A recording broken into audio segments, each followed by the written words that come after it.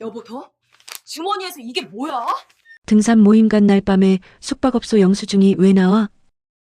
28년 결혼 생활이 끝나는 데는 영수증 한 장이면 충분했습니다. 안녕하세요. 인생이 단감처럼 익어가는 단감 라디오입니다. 이야기 시작 전 구독과 좋아요 눌러주시면 힘이 됩니다. 그날의 기억은 언제나 등산화에서 시작됩니다. 봄이 막 문을 두드리던 3월의 어느 토요일, 주인공 명숙 씨는 남편 재훈 씨의 신발장 앞에서 멈춰 섰습니다.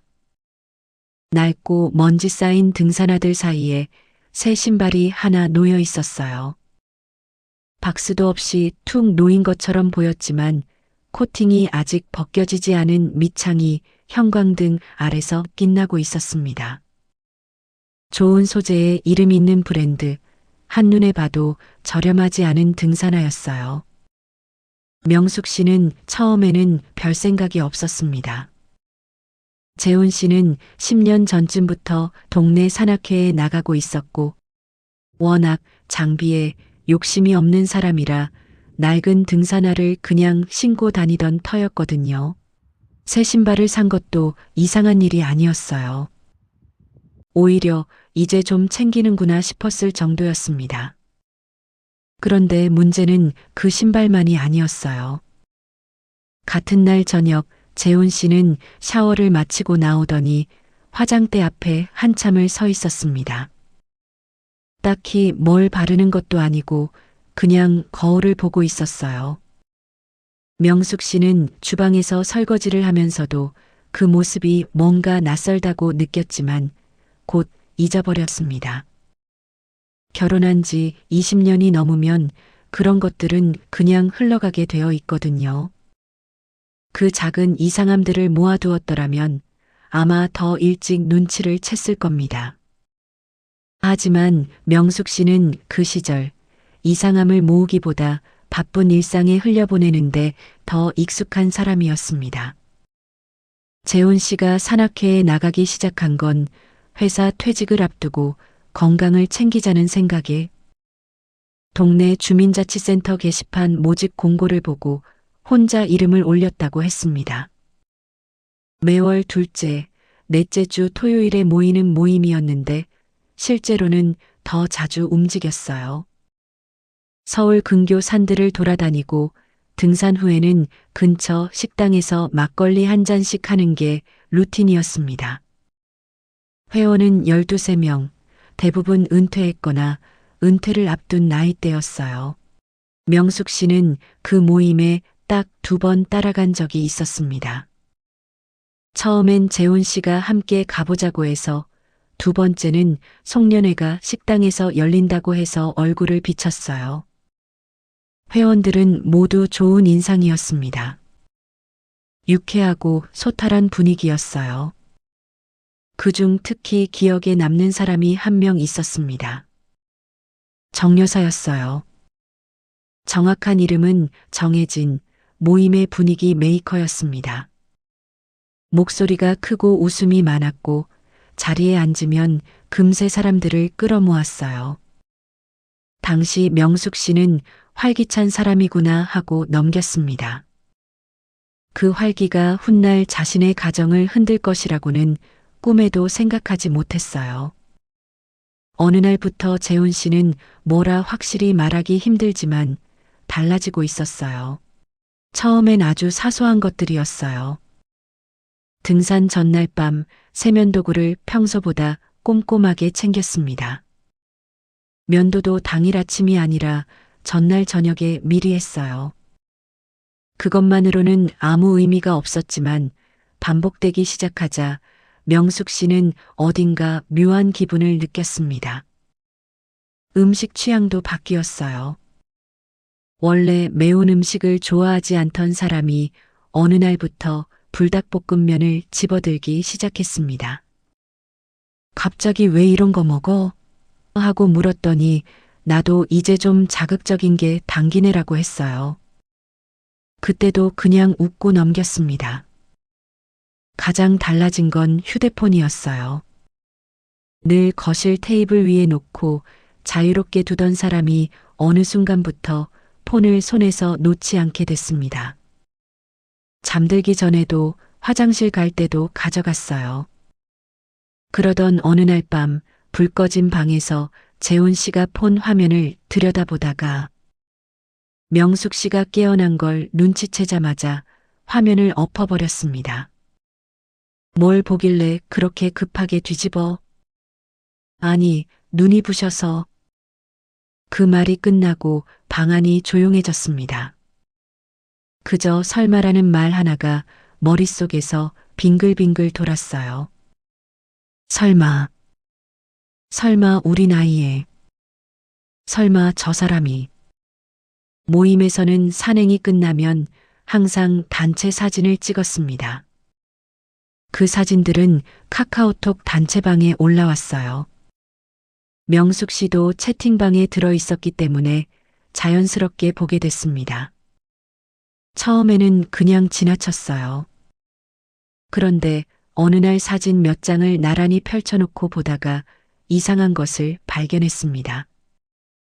재훈 씨와 정 여사 두 사람이 항상 붙어 있었어요. 단체 사진이니까 누가 누구 옆에 서도 이상할 건 없었습니다. 하지만 5장, 10장, 15장을 나란히 놓고 보니 그 패턴이 너무 선명했어요. 어깨가 맞닿는 각도, 몸이 살짝 기우는 방향, 카메라를 바라보면서도 서로를 향해 기울어진 시선이 사진마다 반복됐습니다. 명숙 씨는 그 사진들을 한참 들여다보다가 조용히 앱을 닫았어요. 주방으로 가서 싱크대 앞에 서서 물을 한 컵 따라 마셨습니다. 손이 살짝 떨렸어요. 그래도 아직은 확신하지 않으려 했습니다. 그러던 그날 저녁 재훈 씨가 등산 모임 날도 아닌데 늦게 들어왔어요.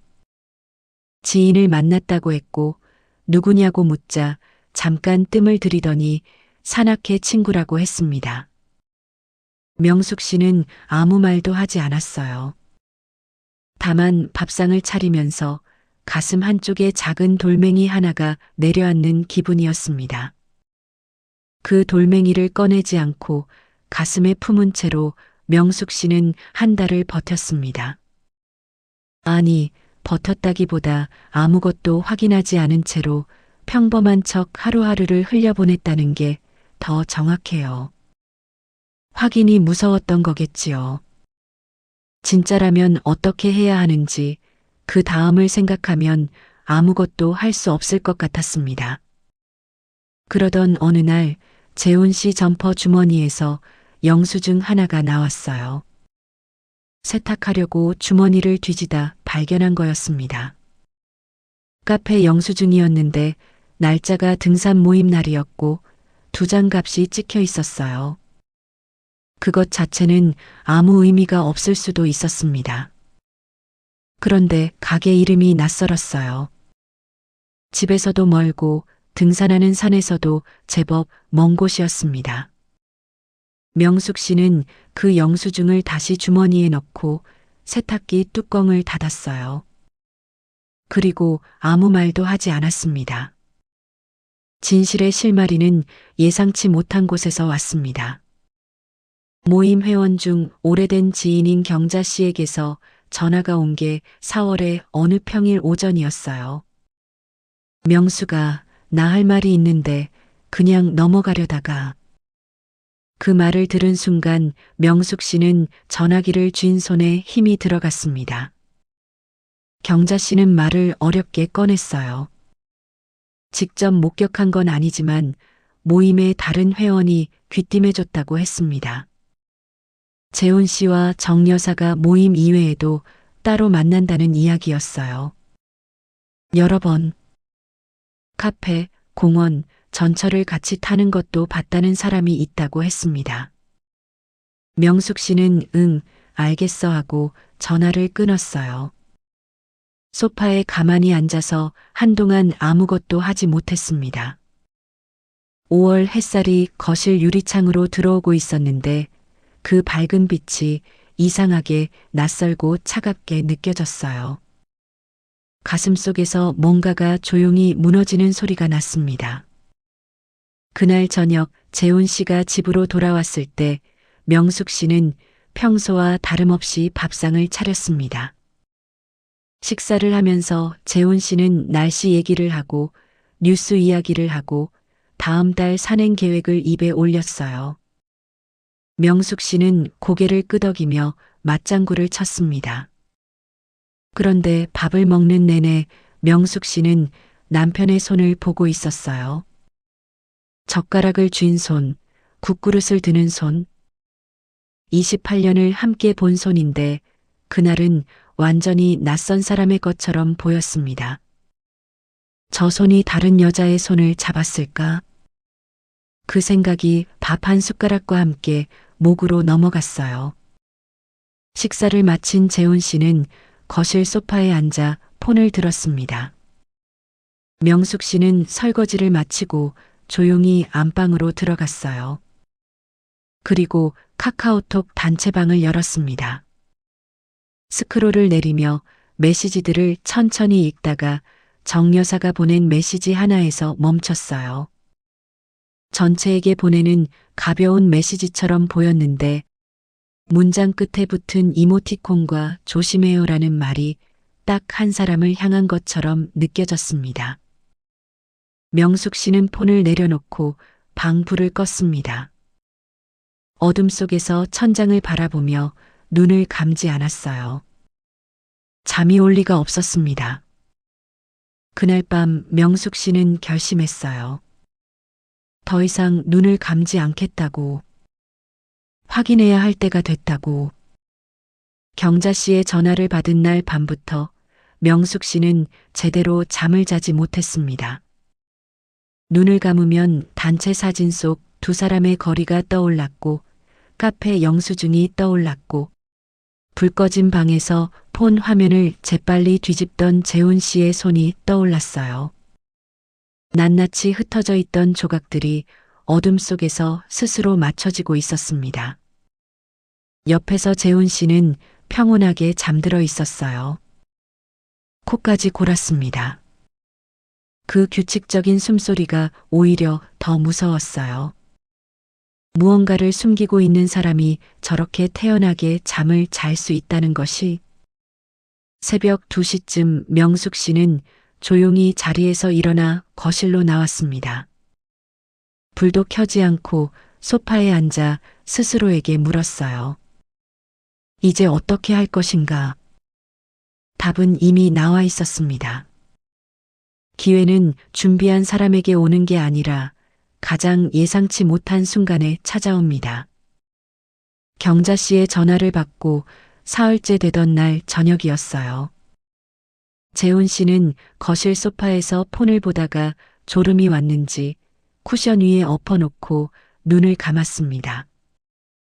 잠시 후 쿨쿨 조는 소리가 났어요. 그때 폰에서 진동이 울렸습니다. 한 번, 두 번. 명숙 씨는 행주로 손을 닦으며 거실로 나왔어요. 깨우려고 손을 뻗었을 때 폰이 살짝 뒤집혔습니다. 화면이 켜진 채였어요. 잠금도 풀려 있었습니다. 카카오톡 대화창이었어요. 상대방 이름은 혜진이었습니다.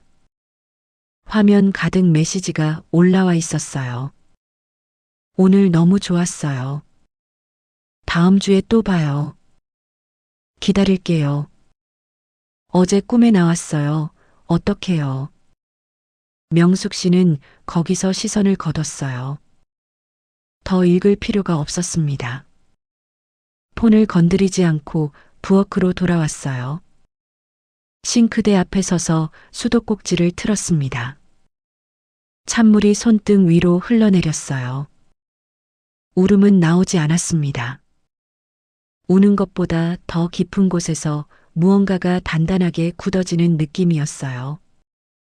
그러나 명숙 씨는 생각했습니다. 카카오톡 메시지 몇 줄로는 재훈 씨가 얼마든지 발뺌할 수 있었어요.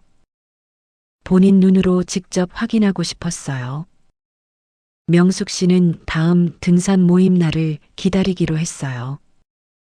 감정이 앞서면 진 거라는 걸 알고 있었습니다. 마침 명숙 씨에게는 유리한 정보가 있었어요. 이 산악회는 산행 코스를 미리 알 수 있었습니다. 다음 주 토요일 산행 코스를 찾아봤어요. 정상까지 A 코스로 올라갔다가 B 코스로 내려오는 루트였고 하산 후 산 입구 쪽 식당에서 뒤풀이를 한다고 했어요. 명숙 씨는 그날 밤 혼자 지도를 들여다봤습니다. B 코스 하산로 중간쯤에 쉼터가 하나 있었어요.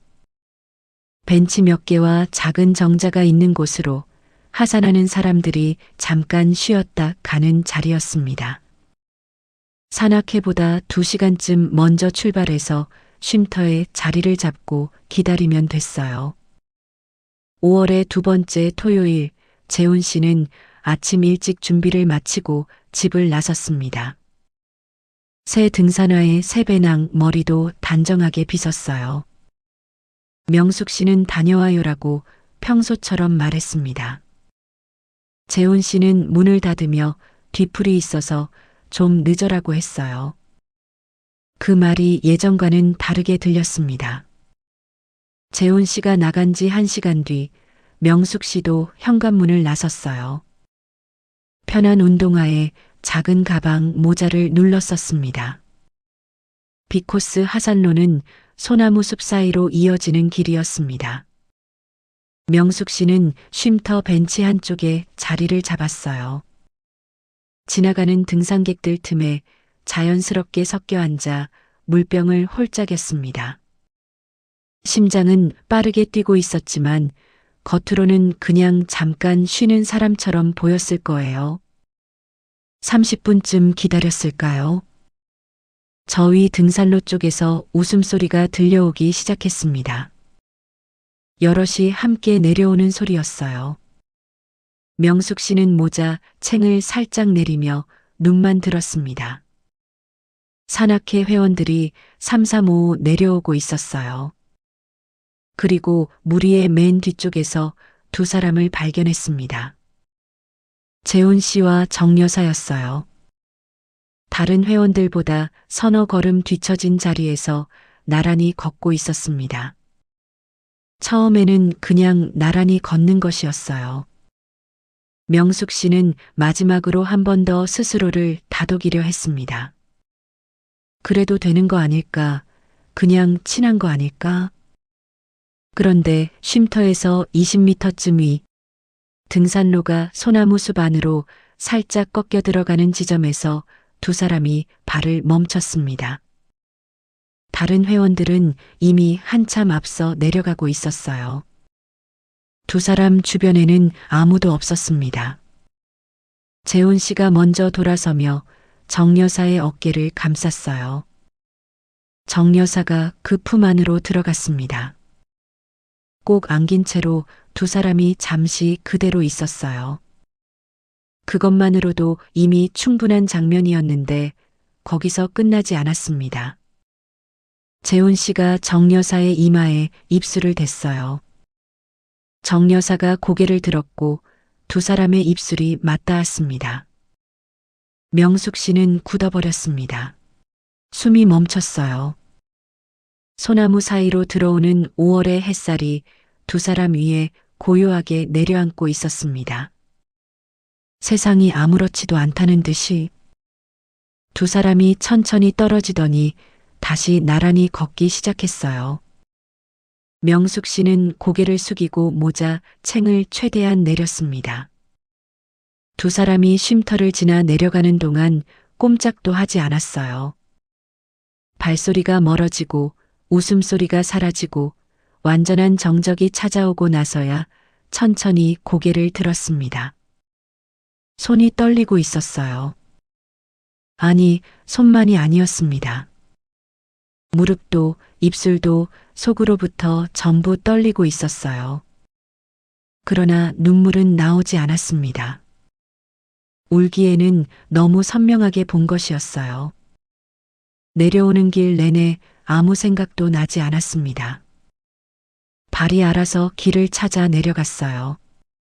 산은 아무 일도 없다는 듯 새소리를 흘려보내고 있었고 바람은 여전히 시원했습니다. 세상이 멀쩡한 게 이상하게 야속했어요. 어떻게 왔는지 모르지만 집 앞까지 와 있었어요. 집에 돌아온 명숙 씨는 외투도 벗지 않고 소파에 앉았습니다. 이후로 아무 생각도 아무 일도 할 수가 없었어요.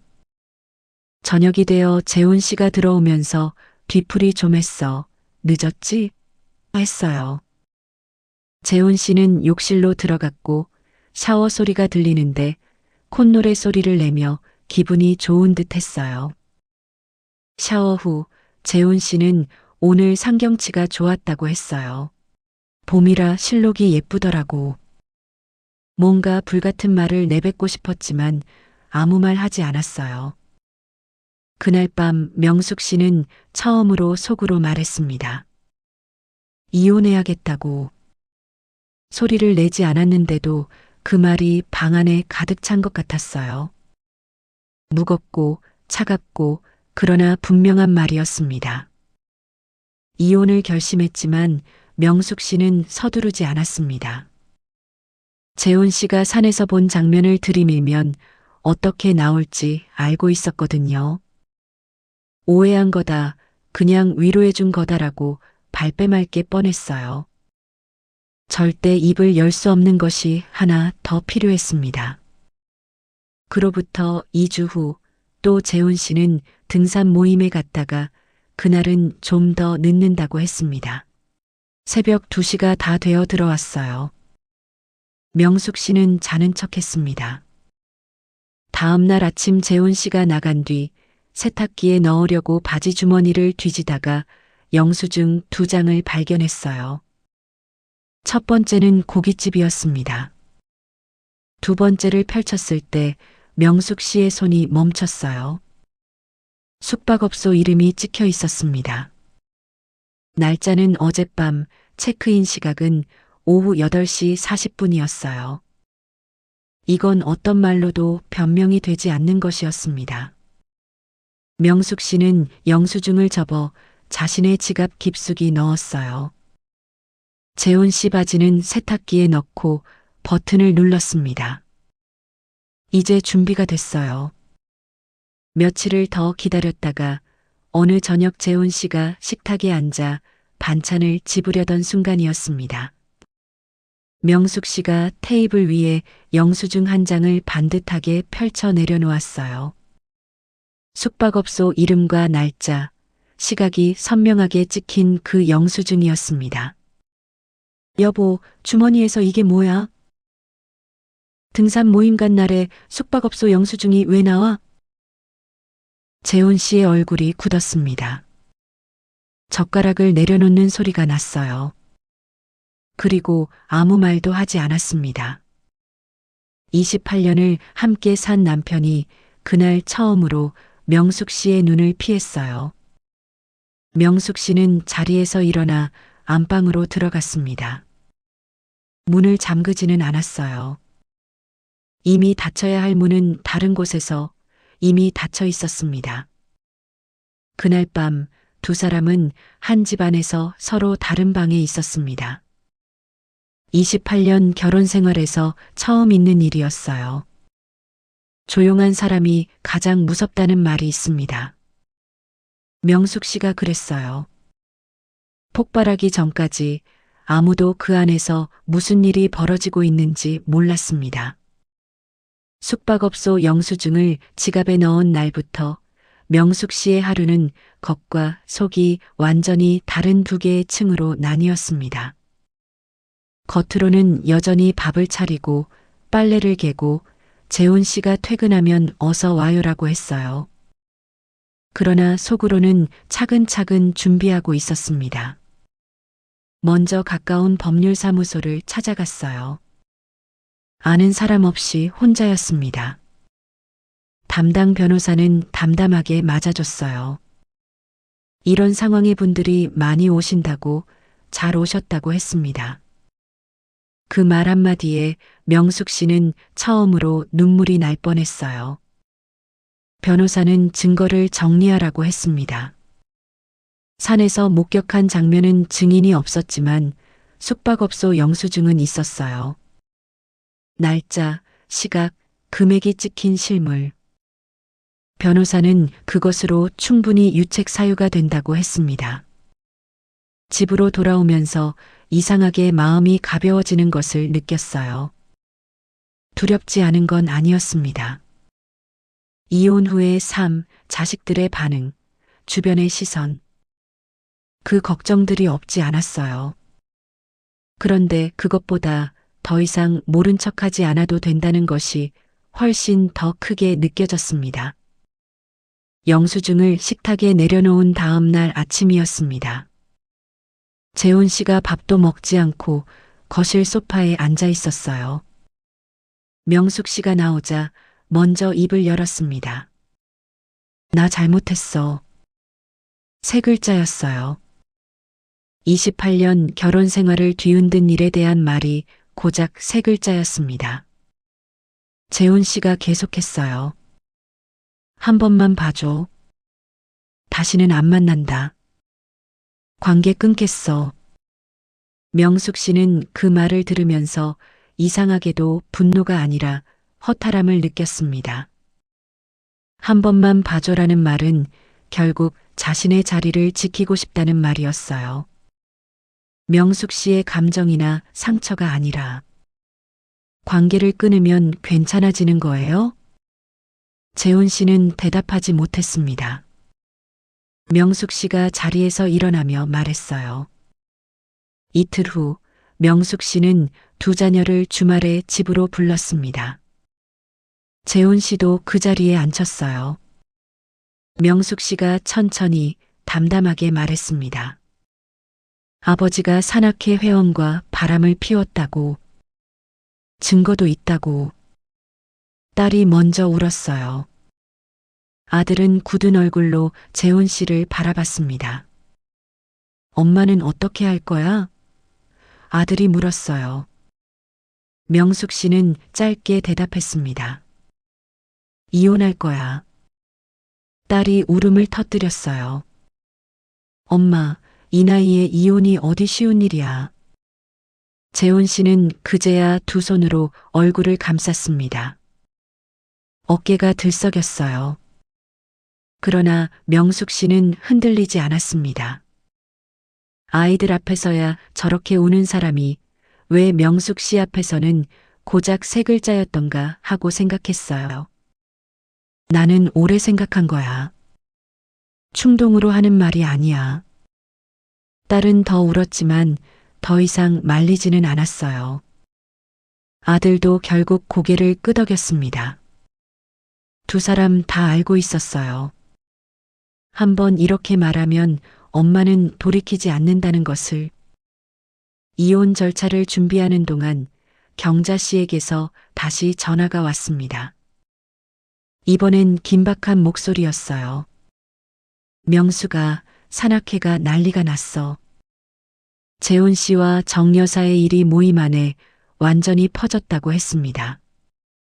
정 여사의 남편이 알게 됐고 격분해서 재훈 씨에게 직접 전화를 했다는 거였어요.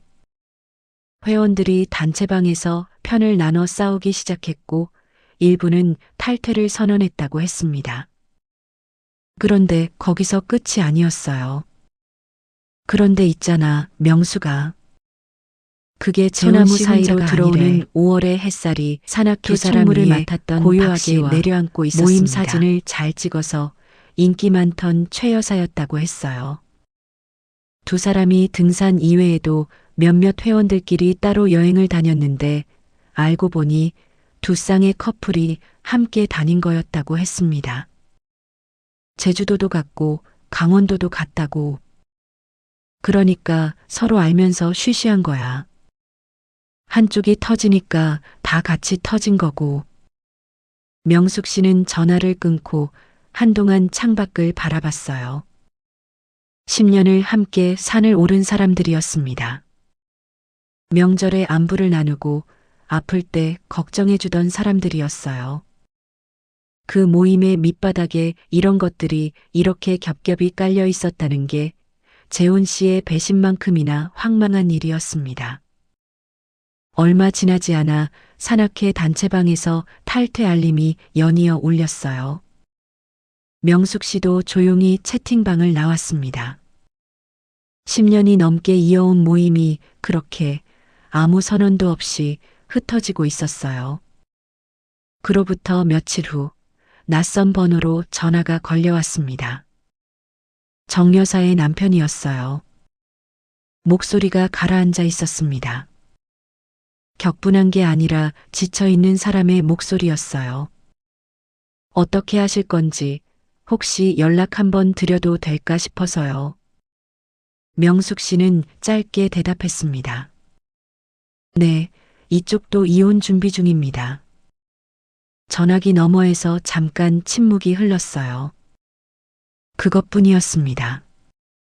같은 일을 당한 사람끼리 굳이 말을 많이 할 필요가 없었어요. 이혼 서류가 준비되는 동안 재훈 씨는 2번 더 매달렸습니다. 어느 날 저녁 퇴근하자마자 명숙 씨 앞에 무릎을 꿇었어요. 재훈 씨가 울었습니다. 미안하다. 내가 미쳤었다. 다시는 안 그런다는 말을 반복했어요. 명숙 씨의 눈에 눈물이 고였습니다. 28년을 함께 산 사람이 무릎 꿇고 우는 장면은 냉정한 사람도 흔들리게 하는 장면이었어요. 그러나 명숙 씨는 흔들리지 않았습니다. 이미 산에서 본 그 장면이 영수증이 너무 선명하게 남아 있었거든요. 일어나요. 재훈 씨는 일어나지 못했어요. 명숙 씨가 다시 말했습니다. 일어나서 씻고 자요. 무릎이 아프잖아요. 그 말이 오히려 더 가혹하게 들렸을지도 모릅니다. 분노하거나 소리를 지르는 게 아니라 그냥 평온하게 무릎 아프겠다고 하는 것이요. 재훈 씨는 한참 그대로 있다가 결국 일어났어요. 2번째는 아들을 통해 한 번만 더 기회를 달라고 했습니다. 아들이 조심스럽게 전했어요. 엄마, 아빠가 정말 후회하는 것 같던데. 명숙 씨는 말했습니다. 후회한다는 거 알아. 근데 후회는 들킨 다음에 하는 거잖아. 처음부터 안 했어야지. 협의 이혼 신청서를 제출한 날은 초여름이었습니다. 법원 앞 은행나무가 아직 연두빛이었어요. 명숙 씨와 재훈 씨는 나란히 앉아서 서류에 도장을 찍었습니다. 아무 말도 하지 않았어요. 법원 직원이 설명하는 소리만 들렸고 볼펜이 종이 위를 지나가는 소리가 들렸습니다. 도장을 찍고 나서 재훈 씨가 먼저 자리에서 일어났어요. 명숙 씨에게 한마디도 하지 않고 밖으로 나갔습니다. 명숙 씨는 잠깐 그 자리에 앉아 있었어요. 이상하게 아무 감정이 없었습니다. 슬프지도 후련하지도 않았어요. 그냥 조용했습니다. 28년이라는 시간이 종이 한 장과 도장 하나로 끝났다는 게 실감이 나지 않았어요. 법원 밖으로 나오자 햇살이 밝았습니다.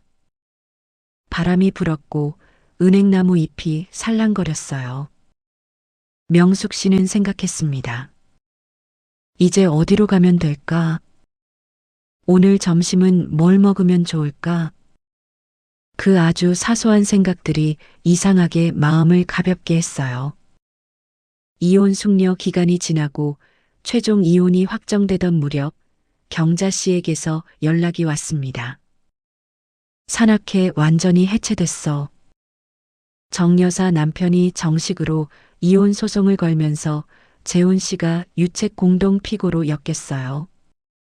법적 공방이 시작되자 모임 안에서 지난 몇 년간의 단체 사진과 여행 사진들이 증거로 제출됐다는 말도 돌았습니다.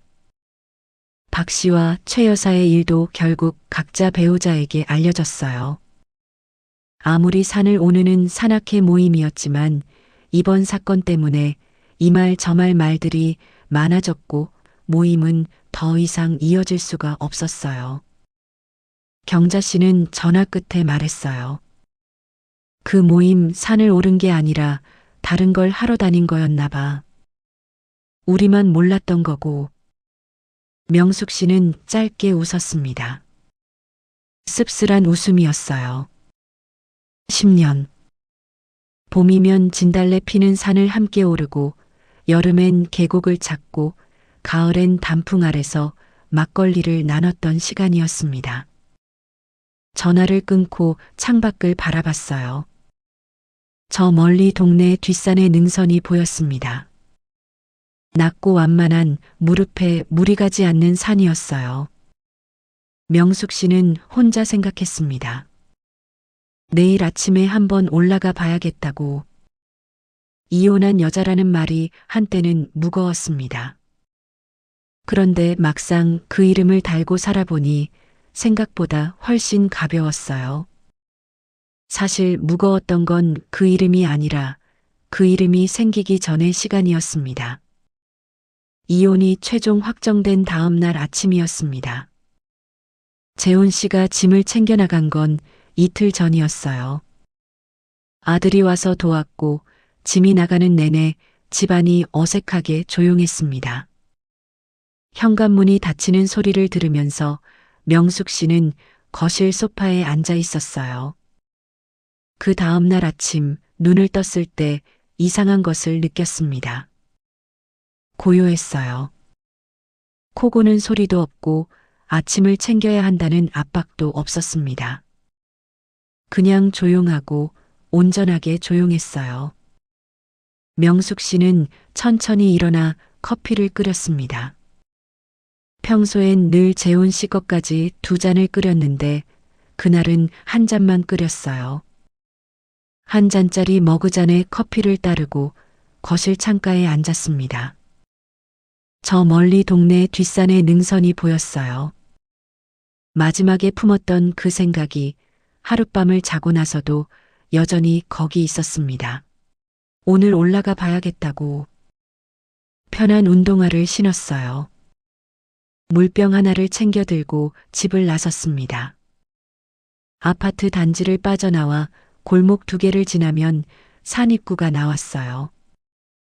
20년을 이 동네에 살면서 그 입구를 지나치기만 했지 안으로 들어간 건 처음이었습니다. 산길은 생각보다 잘 다져져 있었어요. 경사가 완만했고 이른 아침이라 사람이 많지 않았습니다. 아무도 명숙 씨를 아는 체 하지 않았고 명숙 씨도 누구를 신경 쓸 필요가 없었어요. 천천히 걸었습니다. 무릎이 아프면 쉬고 숨이 차면 멈추고 아무도 기다리지 않았고 뒤처진다고 눈치 줄 사람도 없었어요. 정상은 높지 않았습니다. 50분쯤 걸렸을까요? 벤치 하나가 있었어요. 명숙 씨는 거기 앉아서 물을 한 모금 마셨습니다. 바람이 불었고 그 바람이 땀을 식혀줬어요. 아무 생각도 할 필요가 없었습니다. 재훈 씨도 정 여사도 영수증도 법원도 아무것도 그 벤치 위까지는 따라오지 않았어요. 명숙 씨는 한참을 그렇게 앉아 있다가 혼자 피식 웃었습니다. 이 산이 집에서 걸어서 20분 거리에 있는데 20년을 이 동네에 살면서 한 번도 올라오지 않았다는 게 우스웠어요. 그 다음 날도 올라갔습니다. 그 다다음 날도요. 어느새 매일 아침에 일과가 됐어요. 일어나서 커피 한 잔, 뒷산 한 바퀴. 그게 하루의 시작이었습니다. 처음 2주쯤은 올라갈 때마다 무릎이 뻐근했어요. 그래서 방법을 바꿨습니다. 더 천천히 걷고 내리막에서는 옆으로 약간 비틀어 걸었어요. 유튜브에서 무릎에 좋은 등산 스트레칭 영상을 찾아보고 출발 전에 혼자 아파트 복도에서 따라했습니다. 2주가 지나자 무릎이 훨씬 편해졌어요. 한 달이 지나자 몸이 달라지기 시작했습니다. 예전엔 중간에 2번 쉬던 구간을 한 번만 쉬고 올라갔어요. 한 달 반이 지나자 쉬지 않고 정상까지 올라갈 수 있었습니다.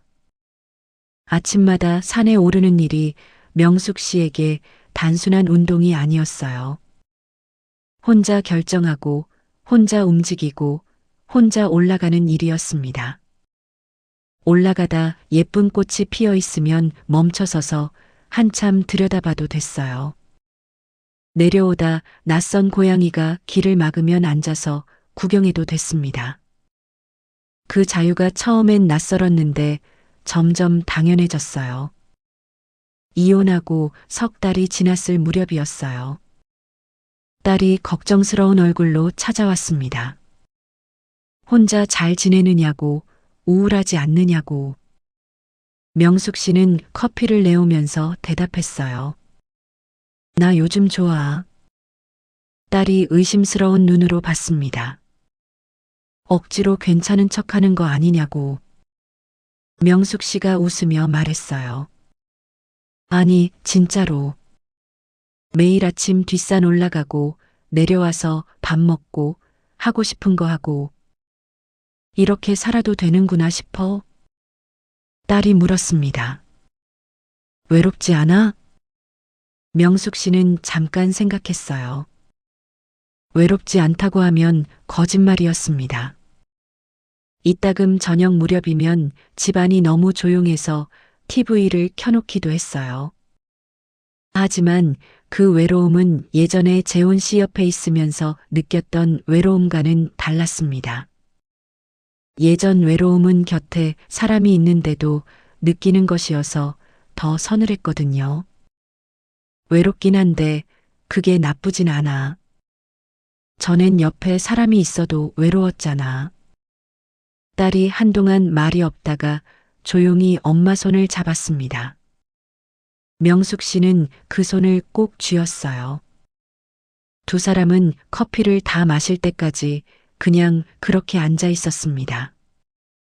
뒷산을 다닌 지 넉 달이 지나던 어느 아침이었어요. 정상 벤치에 앉아 물을 마시고 있는데 옆에 비슷한 나이대의 여자가 와서 앉았습니다.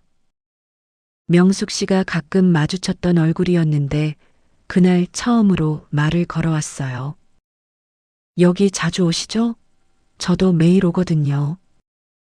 두 사람은 잠깐 날씨 이야기를 했고 무릎 이야기를 했고 어느 구간이 오르기 편한지 이야기를 했습니다. 이름도 묻지 않았고 사는 곳도 묻지 않았어요. 헤어질 때 그 여자가 말했습니다. 내일도 오시면 또 봬요. 명숙 씨가 웃으며 대답했어요. 네, 저 매일 와요. 그 짧은 대화가 이상하게 따뜻했습니다. 다음 날도 그 다음 날도 두 사람은 정상 벤치에서 마주쳤어요. 알고 보니 그 여자도 몇 년 전에 이혼을 했고 이 산을 오른 지는 명숙 씨보다 훨씬 오래됐다고 했습니다. 명숙 씨가 무릎이 아팠던 이야기를 하자 그 여자가 내리막에서 걷는 요령을 알려줬어요. 명숙 씨가 고마워하자 그 여자는 웃으면서 말했습니다. 저도 처음에 누가 가르쳐 줬어요. 이 산이 다 가르쳐 주더라고요. 명숙 씨는 그 말이 오래 남았어요. 이 산이 다 가르쳐 준다는 말이 뭔가 다른 의미로도 들렸거든요. 이혼하고 6달이 지났을 때 아들을 통해 재훈 씨 소식을 들었습니다. 작은 원룸에 살고 있다고 했어요. 정 여사와는 결국 이어지지 않았다고 했습니다. 정 여사 남편이 이혼 소송에서 위자료를 청구하면서 재훈 씨도 법적 책임을 지게 됐고 그 과정에서 정 여사 쪽에서도 재훈 씨를 멀리하게 됐다는 거였어요. 아들이 조심스럽게 덧붙였습니다. 아버지가 많이 후회한대, 엄마. 명숙 씨는 잠깐 생각하다가 말했어요. 그래, 잘 됐다. 아들이 의아한 표정으로 봤습니다. 명숙 씨가 설명했어요. 후회해야지. 그래야 다음엔 안 그러지. 나한테 잘해줬으면 좋겠다는 게 아니라 그냥 저 사람이 남은 인생을 제대로 살았으면 좋겠다는 거야. 그게 나를 위해서도 좋은 일이고. 엄마는 괜찮아? 아들이 물었어요. 명숙 씨가 웃었습니다. 나 요즘 제일 잘 지내. 그 말은 과장이 아니었어요. 진심이었습니다. 이혼한 지 1년이 지난 봄이었습니다. 명숙 씨는 오늘도 아침 6시 반에 일어났어요.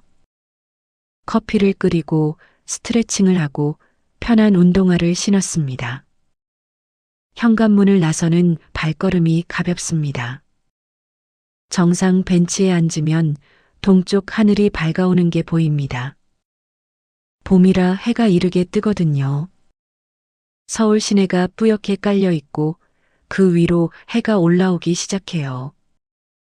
명숙 씨는 물을 한 모금 마시면서 그 장면을 바라봅니다. 그 옆 벤치에는 이제 이름을 아는 사람이 앉아 있어요. 영자 씨입니다.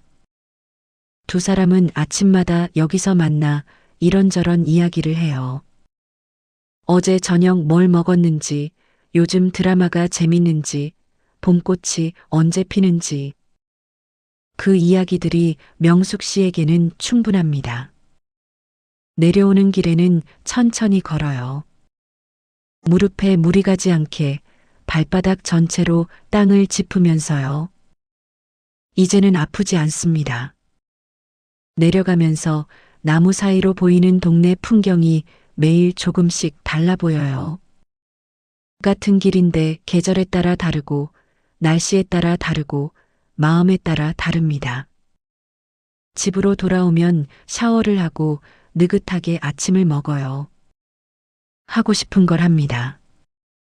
책을 읽기도 하고 좋아하는 라디오를 켜놓기도 하고 그냥 아무것도 안 하고 창밖을 바라보기도 해요. 누구 눈치도 보지 않아도 되는 하루가 이렇게 지나갑니다. 가끔 뒷산 정상에서 생각해요. 그 산악회 사람들은 지금 어떻게 지낼까?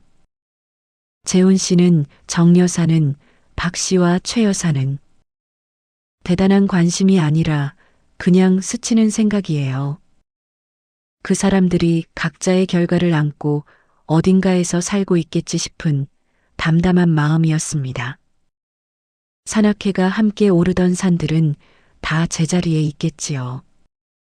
재훈 씨와 정 여사가 손을 잡고 내려오던 그 하산로도, 두 사람이 입을 맞추던 그 소나무 숲 사이도. 산은 변하지 않습니다. 사람이 변하는 거지요. 그리고 산은 그 모든 것을 다 보고 있었어요. 처음부터. 명숙 씨는 오늘도 뒷산을 오릅니다. 비싼 장비도 없고 함께 오를 남편도 없고 사진을 찍어서 올릴 단체방도 없어요. 그냥 편한 운동화에 물병 하나, 그것으로 충분합니다. 올라가면 바람이 불고 새가 울고 이따금 영자 씨가 반겨줘요. 내려오면 집이 기다리고 있습니다. 아무도 없는 집이지만 이제 그 아무도 없음이 쓸쓸하지 않아요. 오롯이 명숙 씨의 것인 공간이니까요. 산은 언제나 그 자리에 있었습니다. 이제 그 산은 온전히 명숙 씨의 것이었어요. 재훈 씨는 이혼 후 고향 쪽으로 내려갔다고 들었습니다. 정 여사와는 결국 이어지지 않았고 한동안 아들이 가끔 주말에 내려가 안부를 확인했어요. 명숙 씨는 그 이야기를 들으면서 생각했습니다. 사람이 저지른 일은 결국 자신에게 돌아온다는 것을요. 나쁜 마음이 아니라 그냥 그게 세상의 이치인 것 같다는 생각이었어요. 정 여사는 남편과 이혼하고 딸네 집 근처로 이사 갔다고 경자 씨에게서 들었습니다. 박 씨와 최 여사는 각자 배우자와 어떻게 됐는지까지는 알 수 없었어요. 경자 씨는 그 모임이 그냥 등산 모임이 아니었던 거야 하고 쓴웃음을 지었습니다. 명숙 씨도 웃었어요. 그 웃음이 예전 같은 허탈함이 아니라 진짜 웃음이었습니다. 그리고 명숙 씨는 오늘도 동네 뒷산을 오릅니다. 이른 아침, 아직 이슬이 마르지 않은 흙길을 천천히 걸어 올라가요. 무릎은 이제 아프지 않습니다. 숨이 차면 멈추고 예쁜 게 보이면 들여다보고 영자 씨를 만나면 함께 앉아 수다를 떨어요. 그리 대단하지 않은 하루입니다. 그러나 온전히 명숙 씨의 하루예요. 그것으로 충분합니다. 이 이야기 어떠셨나요? 명숙 씨의 선택, 여러분은 어떻게 보셨나요? 댓글로 여러분의 생각을 남겨주세요. 인생이 단감처럼 익어가는 단감 라디오였습니다.